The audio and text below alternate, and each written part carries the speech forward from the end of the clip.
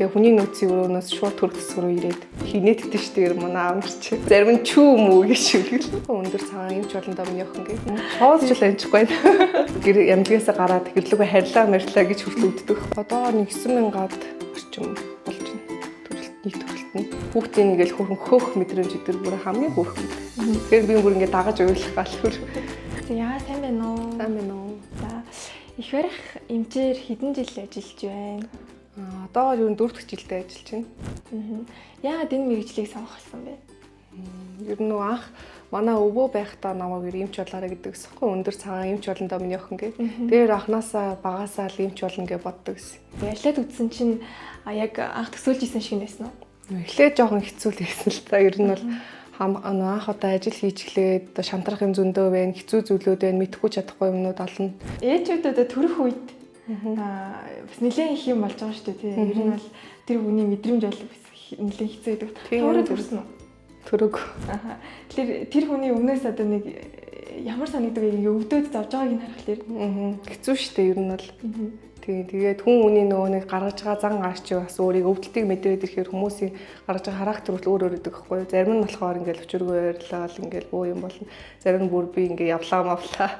Өөр гэр ямдгаас гараад гэрлүүгээ харьлаа мэрлээ гэж хүртэл үддэг байхгүй. Тэр үед чинь тэгэл зөвлөгөөгөө айлч чадхаараа л өгөөл тэгэл дэмжээл төрүүлдэг тий. Юу нь хамгийн хэцүү санагдчихсан? Одоо хүн хүндрэх гэх юм уу? Одоо ингээ төрөлт болгон хэвийн явагдахгүй шүү дээ. Бас нэг төрөлтийн төрсний дараа хүндрэл гэж юм бас байдаг. Тэр үед л одоо ар гэрээ одоо тухайн ээж юм аа нөө хүндрэх юм бол тэр цусмаас алдах одоо жишээ нь тиймэрхүү хүндрэлүүд байдаг байхгүй. Тийм үед л жоохон хамгийн хэцүү санагддаг та. Тэр одоо мэдрэмжүүдийг яаж давсан бэ? Тэгэл ар гэрийн айгүйх дэмтсэн. Тэгээ одоо чадна штэ ингээ нэг сурчих юм бол ингээ болно штэ гэд. Тэгээ манай ихч айгүй их нөө хажуунаас тэгж хэлж ийсэн байхгүй би нөө ихчиндээ байдаг гэсэн. Тэгээл очиол амар шантраал юу ажиллаа ихэ болд юм уу амар хэцүү байна гэж айгүй их тэгдэг байсан. Тэгээ сүүлдээ тэгээд гарт ороод сураад мэдээд ирсэн чинь тэгээд ажилдаа илүү хайртай болсон.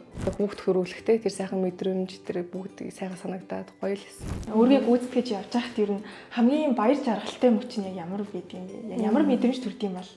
Ер нь бол одоо нөө хүүхэд төрөөд ээж гисэн дээр бид нар шууд тавьдаг байхгүй юу. Тэгэл за тэдэн цаг тэдэн минут секундэд хүүхдийн мөвдтэй боллоо гэ баяр хүргэе гэдгийг хэлэх бас хамгийн сайхан байдгийг. Тэгээс одоо энэ ар гэртэй хамт ордог өрөөнд ингээд ар гэрийн хүн хамт орж ирдэг байхгүй юу. Тэгэл манайхан чи янз янз болон сэтгэл хөдлөлттэй уйлна. Тэгэхээр дагаад ингээд уйлах гал. Тэг хүүхдийг нь бас нөгөө бид нар чи амлуулж байна шүү дээ. Хамгийн анхны амлуултыг бид нар хийн. Тэр үед бас хүүхдийн ингээд хөрхөн хөөх мэдрэмж өдр бүр хамгийн хөөрхөн байдаг. Тэгэхээр би бүр ингээд дагаж уйлах гал хөр. Тийм сэтгэл айгүй хөөрхөн байдаг юм уу? Тиймэрхүү мэдрэмж өгдөг.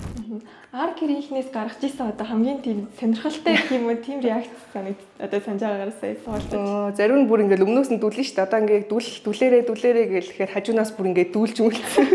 Зарим нь чүү мүү гэж шүгэл. Хинээдтэй шүү дээ манай аав нар чи. Тэгээ юма хайна одоо тийм байгаа гэлгээс тэрийг аваад ирэх хэрчил нөөх нь болтох. Хаана нагаал гэх. Зөвхөн төрүүлэл болд юм уу аль эсвэл арай илүү өөр чиглэл байгаа юу? Их баригч гэдэг байхгүй юу? Бидний мэрэгчлж одоо ингээд тухайн ээж маань төрөх болоо төрөх тасагт ирнэ. Тэгээ ирэхээр нь бид нар гардаж яваа. За одоо хүлээж авж байгаа их баригч нь байна, төрүүлэх их баригч нь байна гэж хэлээд одоо тэгээ өвдөлтийн процесс явагдана, базлан тий. Одоо тэгээ тухайн ээж маань 10 м болоо төрдөг ш тухайн. Тэгээ төрөө төрсний дараа тасаг руу шилжин тэр бүх процессын бүгднийг нь одоо хамт байдаг хүн их баригчдаг. Төрөлтийн хамтрагч гэдэг хүн байна. Тэр хүн маань байнгын ингээд тасралтгүй тусламж үйлчлэгээ үзүүлнэ. Тухайн ээж маань одоо төрөх хүртэл одоо хажууд нь байж туслах хэрэгтэй байдаг байхгүй юу? Тэр хүн маань бас байнгын тэгээ сэтгэл санааг нь дэмжиж өгдөг. Одоо өвдөж явах үед нь одоо ингээд чадна штэ удахгүй төрлөө штэ жоохон тисчих жоохон гүрийчих гээл хажуунаас нуруу мурууг нь илж өгөөл одоо өөрт нь ойлгох туслаал тэгжил хажууд нь дэмжлэг болж зөвлөгөө өгч явдаг та. Ажлын хугацаанд нийтдээ хэдэн нэрээ их барьж авсан бэ? Одоогоор 9,000-аад орчим болж байна. Төрөлт нь. Ихвэрж яасан ээж болгоно таньдаг уу?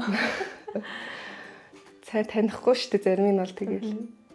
Зарим нь нэг удаа бас өмнө жилхгүй юу 100 нэг төрсэн ээж маань наттай холбогдоод одоо ингээд тань дээр төрсөн юм аа ингээд нэг хүүхдээ нэг хөрхөөс өмнө уулзуулах гэсэн ингээд надад айгүй хөөрхөн залгаад манай ажлаас нөгөө миний дугаарыг олж яваад залгаад ирчихсэн. Тэгээ би бас өөрөө царайг нарахаар бас танихгүй байгаа байхгүй.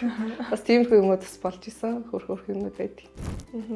Тэгээ 4 жил гэдэг чинь бас нэг тийм бага хугацаа бол биш те. Тэгэхээр энэ хугацаанд нөгөө манай монголчууд нэлээ юм шүтлэгтэй гэх юм арт хүн байдаг шүү дээ. Тэгэхээр нэг одоо нэг 3 нас дайхмахыг ахуулах болохоор юм ч гэдэм үү нэг ихэрж авсан эмчтэй нуулзуулнаа ч гэдэм үү. Тэгээд ирсэн тохиолдол гарч. Тиймэрхүү урилга эдэр хаяа ирдэ штэ.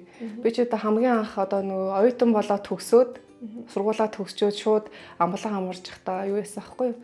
Одоо нэг ажиллах хүсэлтээ өгөөд тэгээ хүний нөөцийн өрөөнөөс шууд төр төсөв рүү ирээд ажиллаж исэн байхгүй юу. Тэгээд дагалдаад одоо ингээд шууд 4 жил ингээд тасралтгүй төр төсөвтэй ажиллаж байгаа.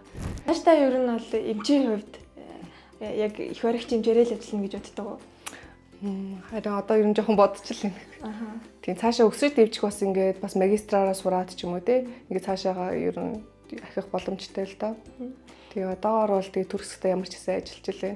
Энэ жил бас нөгөө шилдэг их хөрөгчөөр бас байгуулгад шилдэг их хөрөгчөөр болсон. Бас тэрэндээ бас их баяртай байгаа. Өөртөө тэр үед ингээ баярлаж багтжсэн ч гэдэм үү чи өөртөө юу гэж ер нь хэлмээр байна? Өөртөө жоохон эхлээд жоохон эвгүй санагдчихлээсэн л та. Одоо би ажилд ороод 4 жил болчихоо шилдэг их хөрөгч бэрэж болчоор бас өөртөө бас жоохон эргэлзээч юм уу. Бас тэрийгээ дагаад бас давхар хариуцлага ирж байгаа байхгүй юу? 4 жил тасралтгүй төр хөрөөнд ингээ ажиллаж байгаа болохоор бас өөрөө бас давхар бахархаад чийж чадчихин тий. Хүмүүсээ ингээ төрүүлээд бас мундаг байж гэдэг юм. Тиймэрхүү мэдрэмж ер нь бол өөртөө бас нэг удаа тэгж хэлсэн. Энэ ч мэрэгчлэл чинь ер нь нэлээд завгүй бас хэцүү мэрэгч шүү дээ. Одоо жишээ нь дижурт гардаг, шүн орой нойр хаалгүй явдаг ч гэдэм юм. Иймэрхүү тохиолдол их байдаг бах та. Тийм бид нар ч одоо байнгын ээлж нь хонд явна. Заримдаа өдрөөр гарна, заримдаа ороогоор ингээ өөлжилж явдаг байхгүй, сөөлжилж явдаг байхгүй. Тэгэхээр бас очиод дижүүрээс буугаал гэрийн бас юу залхаард нь гэртээ очиод шууд тэгэл унт нь ядраал шууд унтчих авч нойрго хондгоор чинь. Тэгээд одоо энэ дижүүрт хондгоор чинь тэгээ унтаж амарна гэдэг ер нь ойлголт баг байхгүй шүү дээ төрөв засагт. Гэнтл ээжүүд өвдөөд ирэх төрхөөр болно. Тэм учраас тэр ээжигээ бас хянана гэд ерөөдөө унтах завгүй л ажилтдаг гэж хэлдэг. Гэр орны ажлыг орхигддаг ээлж юм. Тэгэхээр одоо хувийн амьдралаа түүхнүүлэх, найз залуутай ойлгох гэдэг юм уу? Энийг амжуулах ер нь боломж хэр байд юм бэ? Ер нь тэгээд манайхан чи тэр манай гэрийнхэн чи би одоо аав ээжтэйгээ дүүнэртэйгээ цуг амьдардаг байхгүй юу? Одоохондоо тустай гарааг байгаа. Тэгэхээр чин миний ээж нь гарч байгаа эдрийг ерөөсөй ойлгохгүй. Тэгээд ажилдаа илүү гэртээ байгаа илүү гэж ерөөсөй ойлгодог байхгүй юу? Тэгээд та нарт миний ажлын хуваарийг ерөөсөй ойлгохгүй юм гэх.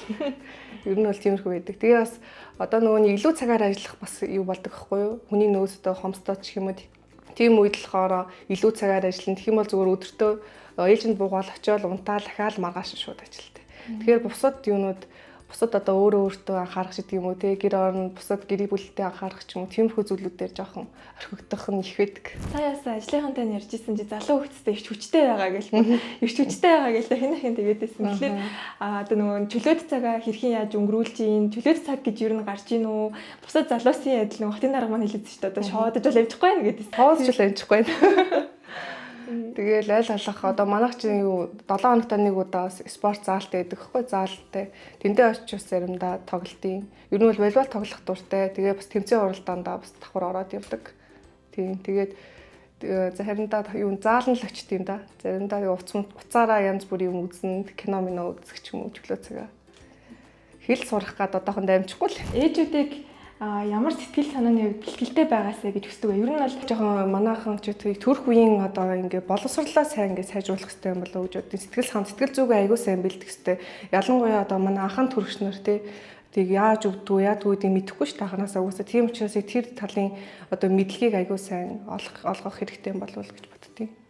Тэгэхгүй болохоор сэтгэл санаагаа ерөөсөө бэлдээгүй ирдэг байхгүй юу. Тэгчээл өвдөөд ирэхээрэл манайхан ч тэгэл өөрөөр аашсан гаргаж шүү. Бодож явдаг зүйлээ ярмаар байгаа бол түүнийг хэлэх тэр боломжийг олгоё. За ингээд одоо хамгийн анх ингээ ажлын гараа эхэлсэн, амьд тусч амьдрал үлгэдсэн, амгалан амарчгийн хамт олондоо тэг гэр бүлтэй, найз нөхөдтэй, тэг хайртай хүмүүстэй мөн одоо хамгийн анх орж ирэхэд ингээд тусал зааж сургасан багш оюун мандах гихчтэй баярлалаа гэж хэлье.